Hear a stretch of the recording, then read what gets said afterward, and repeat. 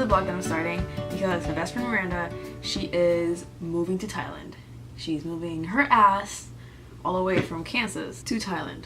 It's crazy. It's crazy. I also think it's awesome. I think it's ballsy, and I know I'll miss her. I've been wanting to start a vlog for the longest time so I can tell my stories. I always forget my stories because I never write them down because I'm too lazy to write them down, and I'm too lazy to keep a diary. I tried many times, but it just doesn't work. So I figured, hey, why not just, record myself saying shit that I would probably tell my friends. I live in Kansas. I'm from Honduras, but I moved to Kansas, and that's where I met my best friend Miranda. 2.5 years into it, I decided I was not good in Kansas anymore, and I moved to New Jersey. Miranda, she's still in Kansas, and I'm in New Jersey, and she's like #1 fan of my stories. So I miss telling her my stories, and I always text her through WhatsApp. They don't do the stories justice, and I feel like she could enjoy them more if I actually told them the story. So figure why the fuck not start a blog. So here it is, bitches, my blog.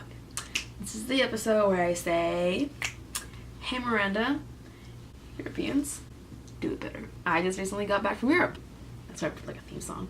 I was in Europe for 2 weeks. I'm depressed now that I'm back. I just realized that Europeans do better, man. And I'm not talking about sex. Nope. Just talking about everything in general. I want to go back. First of all, waiters are fucking joking jerks. Like, it's hilarious. You go in there and if you're a tourist and they know you're struggling with French and you're like sign languaging shit and you're trying to tell them you want this and that in the menu, la carte, they're gonna make fun of you. I think every single waiter we had in Paris just made fun of us, which was kind of hilarious. The food in Europe, it's so fucking good. I thought I tried good food, but I was wrong. The ham, okay, here in the US we eat some like corn-made plastic ham shit that you buy at the store. You're like, oh, this is ham, I'm gonna eat it. You put it in your sandwich and you're like, okay, mustard, mayo, ketchup, whatever the fuck you put in your sandwich. You're like, ham sandwich. Well, no. Europeans, they have this prosciutto quality ham. It's like, you go to the store, you're like, oh my god, that's prosciutto. No, it's ham. Their ham is our prosciutto. Our fancy salami that we go to the store and we're like, oh my god, this is like $7, like a thing of sausage, of salami like that. That is your normal salami. Like, you go to the store and you're like, oh, I feel like I want to get ham and salami, and you have like, bam, all these varieties you can pick from, and they're all fucking delicious. Their mustard, you have like a yellow shit, we put on sandwiches and hot dogs and whatever. Their mustard is delicious. I went there and they had a frigging assortment of mustards. Dijon mustards, so good. They had balsamic vinegar and basil, all these assortments of mustard that I had no idea existed. Different varieties of mustard. It's all delicious. They have espresso in every single place that you go. You go to any freaking restaurant, anywhere, even a bar, and they have espresso. Fucking espresso. I'm not talking about like, oh, like Nestle, push a button, like dairy in a cup. Actual fucking espresso. A nice medium proportion of drink you can drink and enjoy it, and you're like, this is not ridiculously sweet, it's not ridiculously bitter either, it's just delicious espresso. And I love it. Let me just talk about pastries. French people take pastries very seriously. It's a fucking art. I went to the store. It took me about 10 minutes to pick one. And I had to go back there a couple days later and like pick another one because I was like, wow, that's really good. The citron tart, chocolate mousse, the creme brulee, and crepes. Oh my god, crepes. Okay, forget crepes. Okay, crepes are good, but I just remember something. Their peanut butter is Nutella. You know how we use peanut butter in the US? It's like, okay, everything has fucking peanut butter. Okay, well in Europe, everything has fucking Nutella. Everything has Nutella. I love Nutella. Okay, let me show you something. Oh my god, they have huge Nutella. Holy shit. This was $5. This is 2 pounds of Nutella right here. $5. It's fucking crazy. It's glass. So I went to several museums because I'm an artist, or I like to pretend I'm an artist. Here is some proof that I'm a decent person who draws.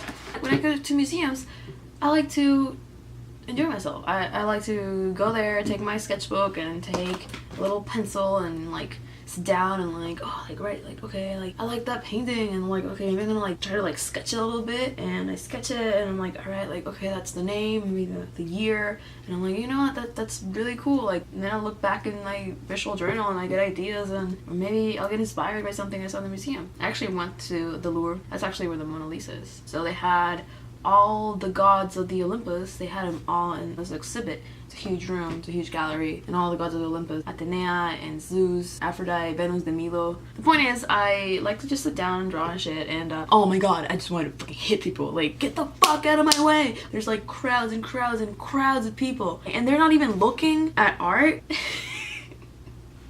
They're, with their iPads, they're standing in front of the freaking painting and just going like, oh, let me take a picture of it, you know, let me take a picture. And just like taking pictures, and then they make their significant other or cousin, mother, whatever, friend, to take a picture of them in front of every single freaking painting and or sculpture. Everyone, like, every single one. I mean, I got many pictures of me standing in front of famous shit and cool shit and whatever.